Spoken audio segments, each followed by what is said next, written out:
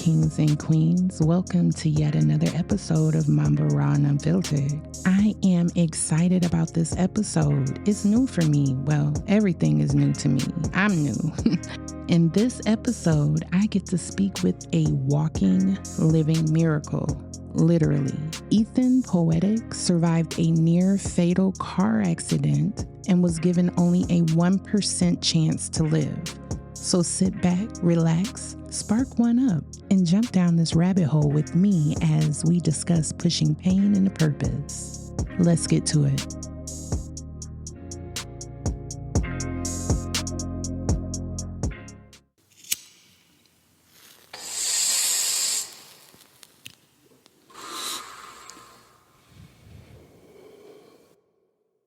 I just want to say hello and welcome to Mamba Raw and Unfiltered. I just want to say thank you for reaching out to me, Ethan, and inquiring about being featured on the podcast, simply because you are the first person who has reached out to me in a professional way, inquiring about the platform and if you can be featured on it. So definitely, I appreciate you for that. Once again, I present a pain journey and how mental chains of bondage can keep us stuck in unhealthy mindsets. Tell me your interest in this platform and how it aligns with your own. Well, how it aligns is I grew up in poverty. I have a strange relationship with my dad growing up. And there was so many things that were like unanswered questions and conversations that were not being had with me and my siblings. It wasn't until I got older in life where certain people started giving me pieces of the puzzle and allowed me to understand this is what's really going on. And I talk about in my book where I found out my parents never actually got along with each other. They were actually just co-parenting. And that became an eye-opener for me as I was in sixth grade at the time. And once I realized that became like a moment of truth where I found out in the worst way that two people didn't want to co-parent for my best interest or had differences that were unresolved between them, but yet they're trying to tell me how to be in school, yet they're not even leading by example of their own selves. Right. You are a grown man now. And like you said, you came to some realizations when you were in the sixth grade as a child. And I often think about my young girls and how they view the world through the lens of a child, not understanding dynamics, not understanding the mind, how all those things come into play. Now that you are a grown man, looking back on yourself then, what do you think about those dynamics now that you can understand them and see them from an adult perspective, how they come into play and how important they come into play when raising children? It's best to have two parents that are willing to resolve their differences, whether it's through therapy, counseling, and have an honest conversation with their children. Like, hey, one example could be parents could be together but then break up for some reason, and that's a family dynamic. Or it could be a situation where a woman's having a child with a man that's already married, or having a child with a man that he's already with somebody else, or having a child from a situation that could have been a one-night stand or a condom that just ripped. But ultimately, a woman has a choice on whether to have this baby or not, and there's contraception that could be used like Plan A, Plan B, or other alternative choices. That's something I don't agree with, but at the same time, that's out of my control as far as the word abortion being used. The other thing I realize is that there's only so long to keep things sweep under the rug before it comes out on the side of the rug. And eventually, you got to lift up the rug and realize the mess that needs to be cleaned up. Right. A lot of things in families, especially in melanated families, we have a tendency to not face things. We sweep them under the rug. We say, hey, that's just the way we are. That's just how we do things. I look at that as generational curses right there, especially when it becomes the quote unquote status quo. This is normal behavior for Black families. But like you said, eventually that rug is going to have to come up and it's going to be all kind of ugliness and nastiness and toxic stuff that everybody's living and breathing but not paying attention to. You talk about a broken home, being raised by a single mother, and not having parents co-parent efficiently together for the betterment of the child that they created. How is that playing a part now going forward, now that you can think as an adult, move as an adult, and you see things from different lenses looking back? Tell me, what motivating factors did that household, that single parent household, the lack of the father, and you mentioned your siblings that you have 4 or is it 3 other siblings? Are you able to do the inreach now to your family? Where are they at? What are they doing? What is your relationship status now as a support system?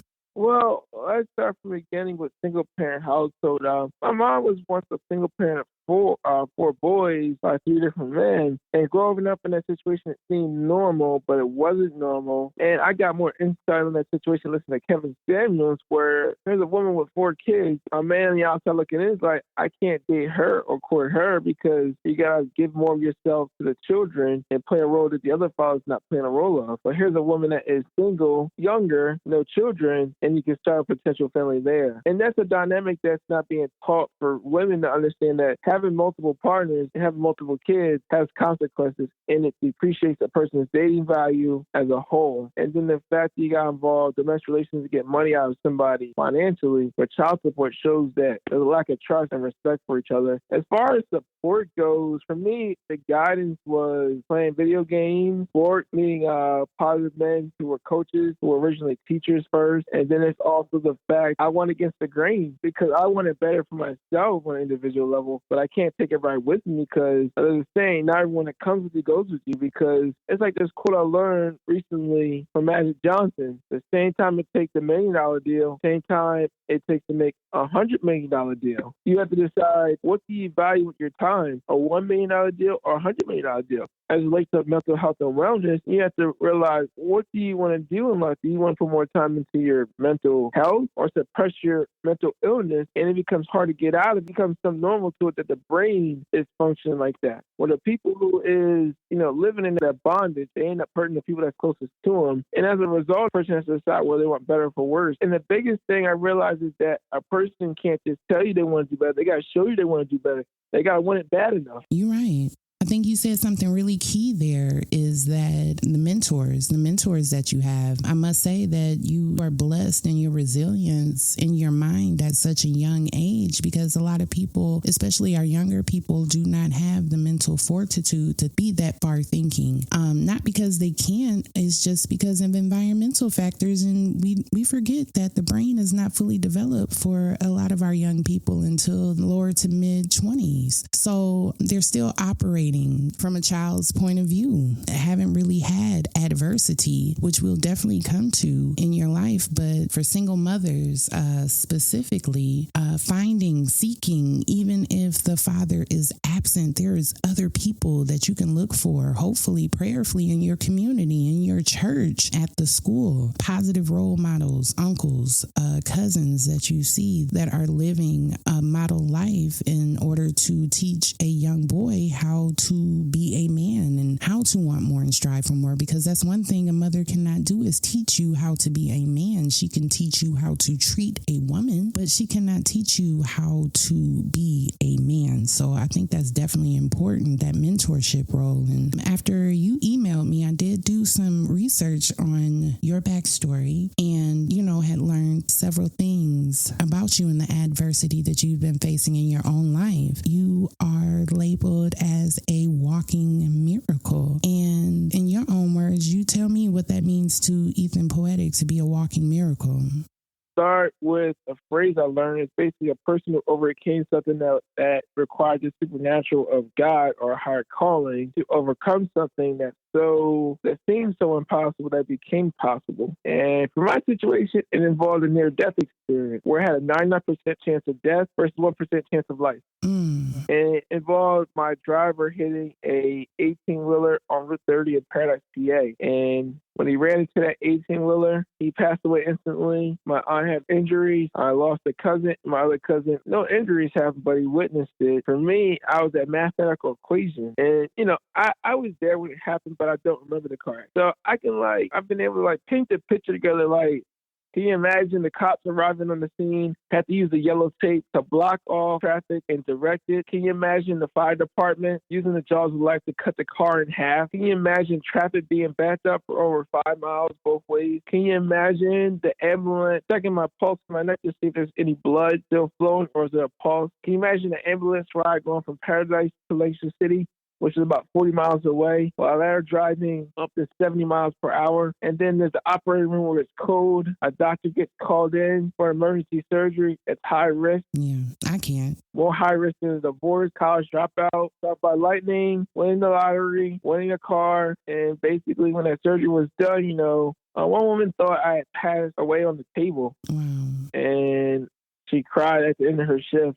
That's what I was told. And after that, it was in a higher calling's hand that, either I make it or I don't make it. Can you imagine the visiting room packed beyond capacity? There's people waiting not only inside the visiting room, but outside in the hallways. Right. That I can. I'm on people's prayers list around different parts of the United States. And then one day, I wake up in a cloud nine state, and when the woman found out, she saw me and she cried tears of joy. And that's when I was declared a walking living miracle.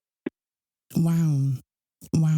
I'm working on my 7th surgery, Ethan, coming up July 24th. I have my own history with pain, with opioids, with medications, with some of everything, depression, and waking up after being put to sleep. And from what I learned, you were put in an induced coma to protect you and help you heal. I do not know how long you were in that induced coma for, but I know how disorienting it is to wake up and not know what's going on, because in your mind it's just like a flash in time. It's just like a big black hole. There's just nothing there. One minute your eyes is open on one thing, the next minute it's open on another, and it's just a weird feeling that I can't describe. It's something that I hate. I hate waking up from out of anesthesia and the vulnerability of knowing that I'm just out. Anything can happen at any given time. I may not wake up, but coming out of that state that you came out of, that pain hits you. I can imagine being for you and the injuries that you suffered and the severity of them, that you were on some high grade pain medication. What was life like in your mind,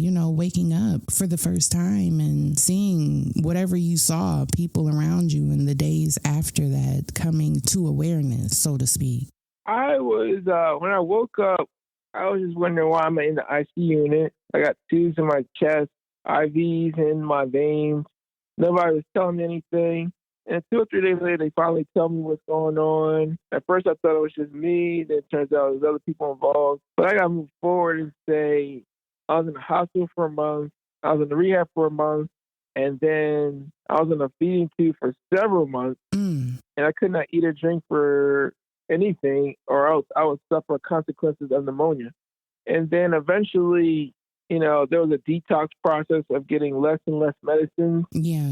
It went from a Christmas list to an itemized list, an errant list, to I'm off of it, but now I got to face reality where I get back to society, to where when I'm on those medicines, my body's desensitized. It's like if I shake your hand in hand, you're going to feel the nerve endings towards the end. But if I shake your hand with an oven mitt, I'm not going to feel the nerve endings, because the oven mitt serves as a blocker. It allows someone to cope with stuff while blocking the nerve ending. And with all that downtime, what some people do is they depend so much on that medicine that it becomes a problem where they forget how to cope with life or use a couple of mechanisms. And for me, I didn't have to go through any of that, because when I got off of it, facing things one at a time. And eventually, I'm walking back on my feet. I'm walking again. There's more adversity that happened that I explained in my book. My autobiography is called The Inspirational Story of Ethan Poetic, Chronicles of Adversities, Education, Sport, Relationships, and Resiliency. It's available as a hardcover, softcover, ebook. That's on Amazon, Target, Kobo, Barnes & Noble. That's more print on demand. And my website is ethanspeaks.com for people to buy the book directly from me, and I mail it to them. Yeah. That's wonderful.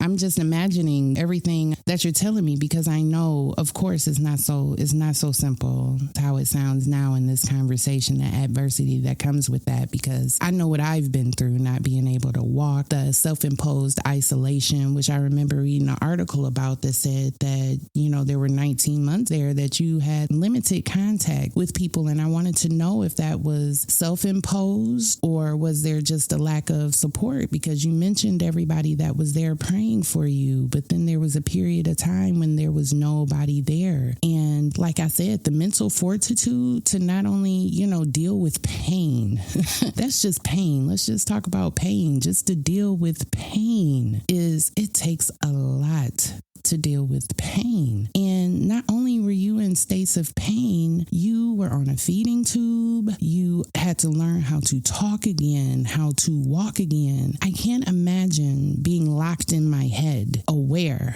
of everything and everyone going on around me and not being able to get my brain to do the things that I needed to do to make those connections, to get my muscles working and to get your whole gastrointestinal issues figured out so that you can be able to swallow food. I took care of my grandfather who was on a peg, and oh my goodness, I hated cooking. I hated the idea of even cooking dinner with him in my home because I knew he was unable to eat and enjoy food. And what do? We love to eat. We love to eat food. We love good food. We celebrate with food. We mourn with food. Food is comfort. And when you put love in your food, is definitely a great way to bring people together and to break bread and fellowship with. So I know reading your book, that there is so much more for the in-between of what was going on with you mentally. What did you tell yourself? Affirmations or, because it's not so much just to say, hey, this is the direction I need to go and I want to go there. This is what I got to do. It takes so much work just to have the energy to want to do, and I can't imagine how you were feeling. But definitely that support system during that time, how that played a part in your own mental health, how you overcame those barriers. Let's start from the beginning. I had already overcame the barrier of poverty and growing up in a single parent household by graduating from high school. So I wasn't a statistic of dropping out or going to jail or being a teen parent. And then I remember two things I learned after my recovery was one grandma who saw me, held me in her arms, told me I was born with greatness because she had 11 children, had a lot of grandchildren, some great-grandchildren, and she knew I was destined for greatness. They saw something in me before I saw it in myself. And it also goes back to having a strong will of wanting to do better. It has to do with you have to want to separate yourself from those who are a victim versus those who want to become a victor. Right. Definitely. And I remember in the movie, the Antoine Fisher movie, where the guy told his abusers, you try to break me, but I'm still standing. Right. And here you are, still standing. And so moving forward, I wanted certain things in my life because I looked at how the Amish were living when I was a teenager. And many nights I realized these people are making a lot of money and they don't even have a GED.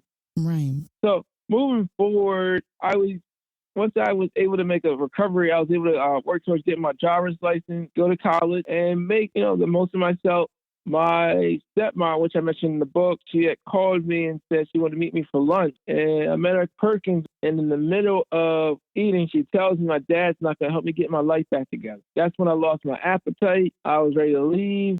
And I didn't allow that discouragement to stop me from doing what I needed to do. Right. So one day, after I get my license, I got a 95 Ford Taurus car, helped some people get their driver's license. But eventually that wear and tear of a car was starting to give, so it was time for me to do something new. There was a woman who helped me get a ride to Apple Honda of Jones, York, and she was wondering what type of car I'm getting. I said, I'm getting that car. She told me that car is in the showroom. I said, well, that's it. Well, I'm going to test drive it. And me and the guy test drive it. I said, I want it. I drove back to the dealership. He said, I'm going to get the paperwork started. So what ended up happening next was I gave, certain people a ride around the block in a brand new car. And then I drove back to Coastal, got my picture taken in front of this sign that says, welcome to Coastal. And when I go back to my car, my dad's at the red light watching me. He said something wherever he said. I don't remember what he said, but I guess he realized he missed out on the best thing that happened to him. And that's create a positive memory because he can't take any credit for what I've overcome. He can't take any credit for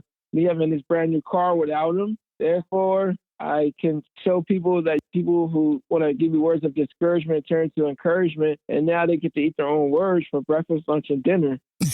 Exactly. That's definitely how you turn pain into purpose. Pain of childhood, the broken children that still lives inside of a lot of adults from just unhealed pain and and trauma and just hurt from the people that is supposed to love us. You know, who knows what went through your father's mind seeing his son. And that's different. You have a son. As a father, I would think that means something, that you have legacy, because that's the only way to continue your name is through your son. And here you are, you have a son who is out here growing amongst the broken concrete like a weed, you know, still under the ugliest of conditions, still rising and blooming. And it's unfortunate that he did not, you know, have a hand in that. Where does that take you moving forward? Have you been able to establish a relationship with your father in this stage of your life? Or is that just something you're not interested in?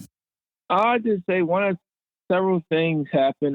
Let's look at boxing, for example. A boxer has people in their corner. Mm-hmm. The trainer, the person does the eye work, check out their pulse, give them water, had to sweat off their eyes. In this situation, it became where in a game of life, you got to keep battling. Right. And moving forward, he gave up, as in he threw in the white towel. But I didn't know he did that until many, many years later when I realized the writing on the wall. And then there's a situation where I gave my testimony at the church at the pastor's request. And my dad wasn't there for the testimony, even though he was the person that served as a trustee. One guy said, why don't I ask the pastor to mediate a conversation between me and him? I wasn't sure about it, but he kept encouraging me to do it. So I asked the pastor to mediate a conversation between me and him. The pastor said, I'll be looking forward to do that. And the pastor calls me back on 2 occasions and tells me, my dad don't want to do it. You got to go on with your life.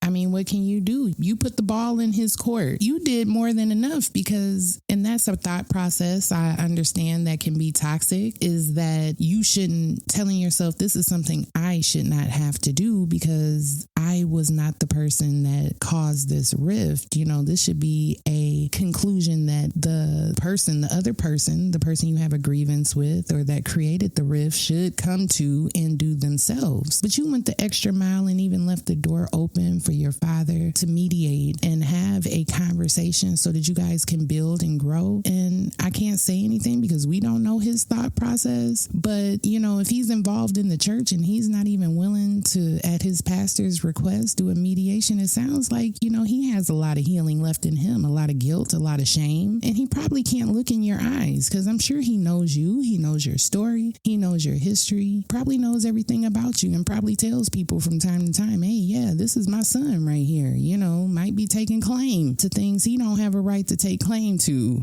and telling people that you're even his son, because that's an action word in itself. That would have to make you a daddy. That would have to make you a father. But when you hadn't been a father, and in the sense of the word, I can't see nothing but guilt and shame there that's keeping that conversation from growing. But you're right. You tried. You actually went above and beyond, put the ball in his court, gave him space and opportunity to let him know that you're open to develop a relationship, because there's ages and stages to life. It's not just childhood. It's your 20s, it's your 30s, your 40s, your 50s. You're getting old and you left the door open for this stage in your life and he's not willing to take it. What more can you do but move on with your life? Put him in prayer and bury that, because there's nothing that you can do. And I'm proud of you for that, because a lot of people use the history as an excuse not to move forward. They play the victim. My childhood, I didn't have parents, you know, I didn't have access to this, my environment, I grew up in the hood, we grew up in the projects, and, you know, as if this is reason enough not to grow. But you're showing people every day that a flower can bloom in a concrete jungle. And with adversity, with the right mental fortitude, the right mindset, the right people around you to help you and support you, that's vital in your growth and development as a young person, as a young man, and moving forward. So that tells me everything I need to know in terms of how you operate and deal with failure. What can you tell people who are going through similar situations, especially our youth? What can you tell them that you feel might help motivate them to stay the course and to want more for themselves? They have to want it bad enough to ask for help and be coachable on how to change their mindset and heal themselves from within. Whereas through mentorship, counseling, therapy, listen to TD Jakes, listen to Eric Thomas, listen to Les Miles, listen to anybody on YouTube that has something motivational and encouraging, because eventually you're going to become the adult and you have to be willing to rise above things. Because you're not willing to rise above this, what makes you think you're going to break the cycle? And it doesn't stop while you just become an adult, having a job, having work, because your mental health is important and you have a purpose in life, and you can't allow yourself to be blinded by adversities and hardships. That's wonderful. That's definitely a message that needs to be sent, needs to be heard, especially for our young ones. Hopefully people can go and actually see you. Are you doing any motivational speaking, any live appearances, or? Yes, I am. I speak at colleges, high schools, private schools. Pretty soon I'm going to be speaking at business events, summits. How I normally go, the person goes on my website, ethanspeaks.com, contact me through my request for consultation and fill out the form, and I see if it aligns with what I'm doing. And then from there, we have like a 10 to 15-minute conversation to see where we can go from there and make sure, everything's like from a business standpoint, timeline, and me receiving a certain amount for certain combinations. But eventually, I can make it happen. It's just a matter of people got to understand that the right client's going to pay the price. I'm experienced and professional. I have numerous accolades from 2 college degrees, made the front page of newspapers, received 2 Pennsylvania Commonwealth citations, received a proclamation declaration from Langston City Council members and the mayor, Janine Sirachi. I was featured on WGAL. I was featured on other shows. I was featured on the Southeast Times newspaper. I was featured on Mills University, the Snapper newspaper. And I was also awarded a special award from Dr. Teresa Russell Lorette for the Overcoming Adversity Award. I would name my other achievements, but I don't want to take up too much time. Say they too many to count. It's going to take up too much time. It's just so many.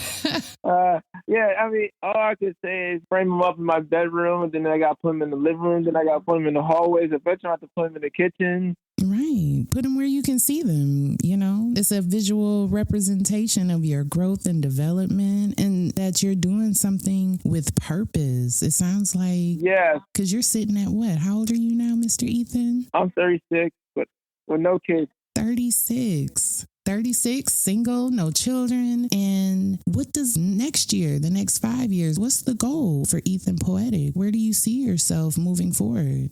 I want to do the keynote speaking, the life coaching more full-time, continue to make an impact with the youth, continue to be myself and with my purpose. I know eventually, whether it's finding the right woman, having kids, my passport is clean, my background record is flawless, and I'm serious. And that's awesome. Because it's like a rebirth in a sense. You've been birthed twice and you still coming back, going to the lot to be able to get what you want, being able to walk, something that you weren't physically able to do at one point, and doing so proudly, making sure your walk matches your talk. And I think that's important, because it's not enough to motivate people through your words. You actually have to be living what you're talking. And, that's definitely how you build integrity. I am so proud of you. We haven't had a chance to meet in the physical or even visually, but I read the articles you had printed up and what was available that you sent me, and all I can say is that, for one, so young, that I can't imagine your evolution going forward. If you continue on the path that you're going, the level of man that you're going to be even next year or a couple of years later down the line, because we are supposed to be elevating daily and growing daily. So if this is your mindset right now, then you're definitely prepared for anything. You beat a 1% odd. What more can you not? You know what I'm saying? Be prepared, to handle. I just want to say, I want to thank all the listeners for listening. I want to thank you for allowing me to be on your platform. For people to contact me through social media, on TikTok, Snapchat, and Instagram, my username is Ethan Poetic 23. It's spelled ETHANPOETIC 23. My LinkedIn and Facebook is Ethan Poetic. My YouTube is Ethan Poetic. My Twitter is EthanB23. And of course, my website is ethanspeaks.com to book me for a speaking engagement, life coaching, or buy the book off me personally. I'll sign it for you and we'll talk business. But I'd like to thank you very much, everyone, for listening. continue to listen to independent podcasters. They have a voice, they have a platform, and they will allow you to be a person who can narrate their own stories. I thank you. Thank you so much, Ethan. And definitely want to be able to get you back and see what you're doing new anytime that you want to come back. I'll be happy to chop it up with you again. I appreciate you so much for coming on my platform, being willing to talk to Mamba Raw and Unfiltered, because I do things in a different way. But although I feel necessary, I definitely want to highlight anybody that's overcoming adversity in their life and that's showing other people a way out of, their own private hells. And you come back anytime that you want to. I appreciate you. Thank you so much. Yes, thank you very much. And last but not least, my book is called The Inspirational Story of Ethan Poetic, Chronicles of Adversity, Education, Sports, Relationships, and Resiliency. Thank you very much, everybody. Well, kings and queens, here we are on the other side. I want to once again thank Ethan Poetic for reaching out to me for this feature. His testimony is beyond amazing. When we hear 99% versus 1% odds, we typically know what we are going to bet on or against. The world betted against Ethan and lost when he betted on himself. Can you imagine a sudden shift in your quality of life? Not being able to talk, walk, or eat? Can you imagine the mental and emotional turmoil to follow? Ethan Poetic is a living, breathing miracle, and his testimony serves as a reminder that even when the odds are stacked against you, with the right mindset, iron will, and determination, you can and will overcome adversity. Ethan had choices, and he chose to live. He is now a self-published author, 2-time college graduate, and a keynote speaker. To learn more about his testimony and his mission, be sure to follow him on social media and purchase his autobiography. Links for him are provided below. I appreciate all of you so much for tapping into the podcast for this special conversation. If you would, please be so kind to subscribe to Mamba Raw and Unfiltered on all of your favorite digital platforms and follow me on social media. Once again, all those links are provided below. Your review and feedback of this podcast is vital, so do not hesitate to provide it. Help me continue on this journey of healing. I appreciate you. Until next time, kings and queens, be good, be safe, stay healthy, and don't forget to drink your water. Water is life. Peace.